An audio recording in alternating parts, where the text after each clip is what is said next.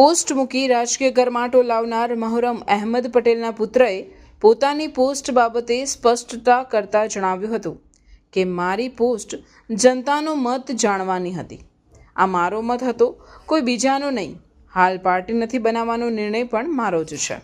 2024 પછી પાર્ટી સાથે નારાજગી હતી અને કોંગ્રેસના લોકો આ પાર્ટી અને ભાજપમાં જોડાઈ રહ્યા છે. અમારા કાર્યકરો નારાજ છે એટલે હું એમનો અવાજ બન્યો છું.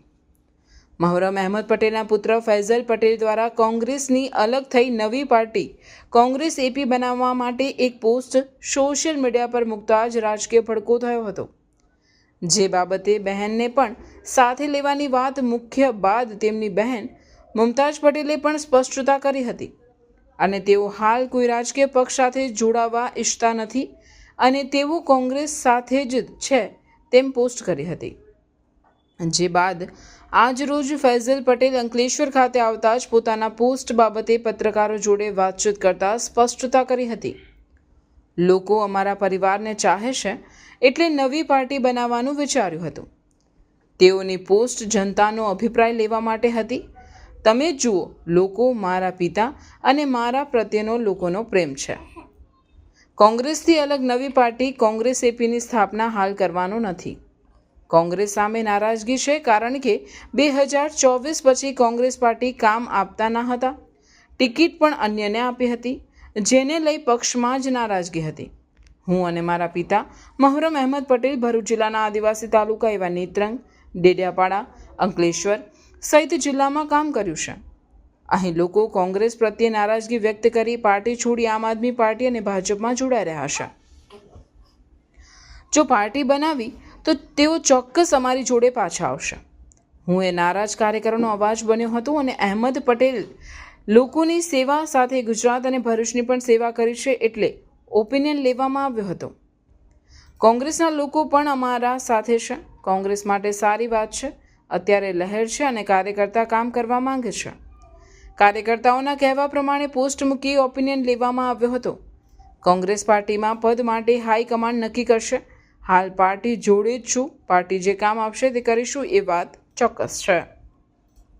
क्या पोजीशन मिलेगी मुझे, और 24 के बाद आपको जानते हैं कि मेरी नाराज़गी भी बहुत थी कि हमें काम नहीं मिल रहा है और हाईकमांड हमें हमारी टिकट उन्होंने दे दी. तो हमारे टिकट देने के बाद आपने देखा है कांग्रेस के सब वर्कर्स इतने सारे आम आदमी पार्टी में चले गए, बीजेपी में उन्होंने ज्वाइन किया. तो बुरा लगता है कि हमारे कार्यकर्ता इतने नाराज़ हैं, इतने निराश में हैं. और मैं चाहता था कि मैं उनकी आवाज़ बनूं और वो मेरे पास मैं आवाज़ बनूं. वो चाहते थे कि मैं उनकी आवाज़ बनूं, ये वापस उनको आगे ले जाएं. हम गुजरात में कोई पण नवी पार्टी कोई खास प्रदर्शन कर नहीं सकती, तो आવું जोखम लेवा पाछळનું कारण जो अहमद पटेल का नाम आप लोग जानते हैं. उन्होंने देश की सेवा और भरूच के लिए, गुजरात के लिए बहुत सेवा करी है. मुझे आज सुबह को भी कोई आया, बोला कि मुझे पापा ने MBBS पढ़ाया है, आपको कुछ ज़रूरत है. तो आप लोग समझा करिए कि ये अहमद पटेल का बेटा हूँ मैं और हमारा सपोर्ट फॉरएवर रहेगा. तो इसी बात पे हमने ये किया, ओपिनियन लिया.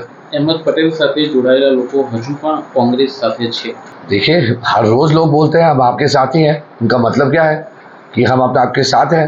तो अगर कुछ हुआ भी तो वो मेरे साथ आएंगे लोग. जैसे आम आदमी पार्टी में कांग्रेस के इतने लोग चले गए, अगर मेरा स्प्लिट अगर मैं सोच रहा होता कि करेंगे तो लोग तो ऑब्वियसली आते मेरे साथ. कांग्रेस के लोग के लिए हमारा बहुत बड़ा सपोर्ट है क्योंकि मेरे फादर ने और मैंने भी बहुत काम किया है देवियापाड़ा में और भरूच डिस्ट्रिक्ट में और अंकलेश्वर सिटी में.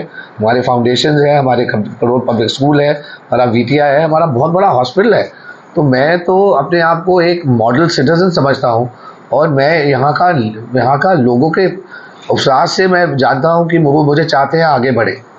कांग्रेस पर दबान लावा माटेना पार्टी में गत ए થઈ રહ્યું છે. वापस बोलेंगे. कांग्रेस पर प्रेशर करने के लिए आपने ये जाहिरात की. प्रेशर की बात नहीं है, ये प्रेशर मेरी तरफ से नहीं आया है, कांग्रेस के कार्यकर्ताओं की वजह से आया है. ये वो चाहते थे कि मैं ओपिनियन बनाऊं, ओपिनियन लूँ सोशल मीडिया पे कि लोग क्या समझेंगे, और रिस्पॉन्स आप लोगों ने देखा है. पिताजी के नाम संबोधन के साथ आपने किया, वो बात क्या है? तो देखिए, JDS जो है पार्टी है, उस पर सिद्धिरमैया जी जो अभी CM है, चीफ मिनिस्टर है, पापा ही उनको बहुत साल पहले लेकर आए इस JDS से कांग्रेस में। और डीके शिव कुमार को तो जानते थे पापा, पापा के सबसे खास दोस्त, सबसे खास कार्यकर्ता डीके शिव कुमार थे साउथ में, और उनका रिलेशनशिप मेरे साथ भी बहुत अच्छा है। अब उन दोनों का जो, और ये बात मुझे याद है, पक्का याद है कि पापा ने भी बोला था कि ये 2 साल 2.5 साल का ये स्प्लिट होगा, 2.5 साल सिद्धिदेव जी को मिलेंगे और 2.5 साल शिव कुमार जी को मिलेंगे। लेकिन अब आज की न्यूज़ से पता चला है, दिल्ली में भी मैंने लोगों से बात की, कि एक पीसफुल ट्रूस हो गई है और लोग चाहते हैं कि डीके शिव कुमार भी समझ गए हैं, और मुझे नहीं लगता ये इनका सीट चेंज होगा अब। लेकिन मुझे ये ज़रूर ये वादा है पापा की तरफ से, उन्होंने बोला था कि 2.5 साल दोनों को चीफ मिनिस्टर बनाएंगे। अच्छा, ये 2.5 साल वाला फॉर्मूला अहमद पटेल जी का बनाया हुआ? नहीं, ये हाईकमान का था। ओके।